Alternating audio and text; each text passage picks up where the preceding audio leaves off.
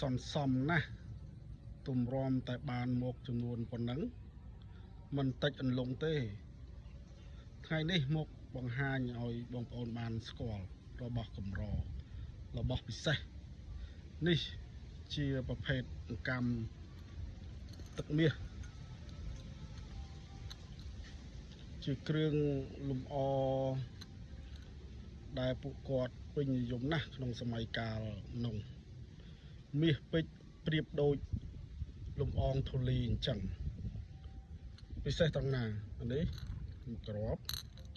នេះសាច់កញ្ចក់ស្មូតល្អណាស់